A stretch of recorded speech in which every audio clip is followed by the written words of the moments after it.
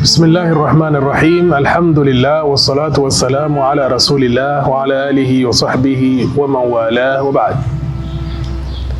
يقول الله سبحانه: شهر رمضان الذي أنزل فيه القرآن هدى للناس وبينات من الهدى والفرقان.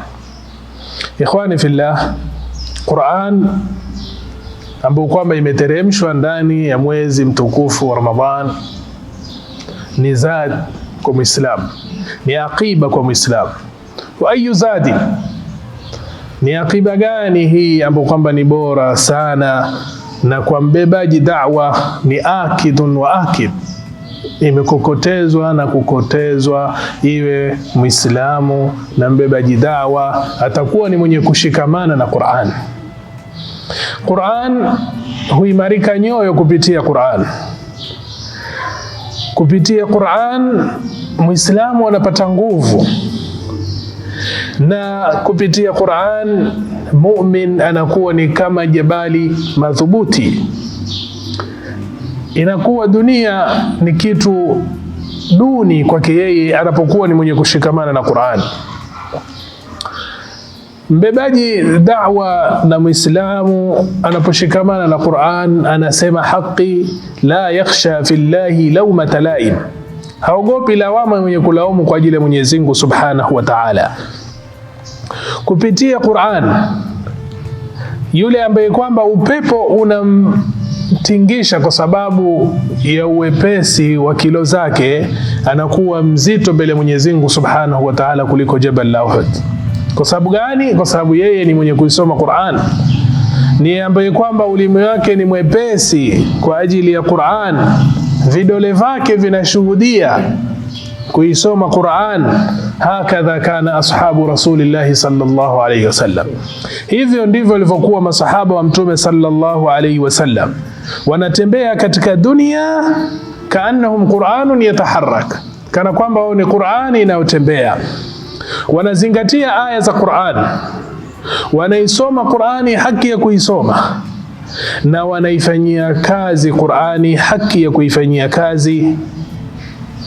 Aya ambazo kwamba ni za adhabu zinakuwa ni zenye kuwatingisha, aya za rahma zinafungua vifua vyao, macho yao yanatokwa na machozi wanapoisoma Qur'an kwa kunyenyekea juu ya muujiza wa Qur'an na ukubwa wa Qur'an, na wanasalim kwa Mwenyezi Mungu Subhanahu wa Ta'ala juu ya aya zake na hukumu zake.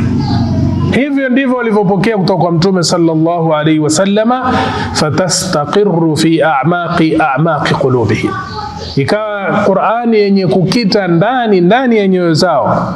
Waliposhikamana na Qur'an wakawa ni wenye kuifanyia kazi Qur'an, wakaitabikisha Qur'an, azzu wasadu wasaidu wafazu, walipata ubwana, wakawa ni wenye izza, wakawa ni wenye kufaulu, wakawa ni wenye kupata mafanikio.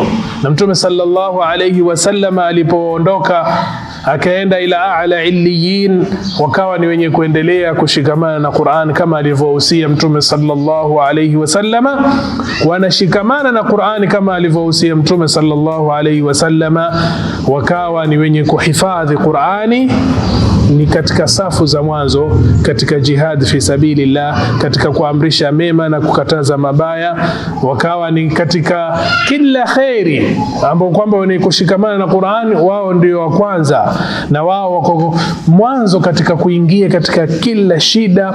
Wanapokuwa wanaingia katika kila shida wale ambao kwamba ni wenye kuisoma Qur'ani na wenye kushikamana na Qur'an.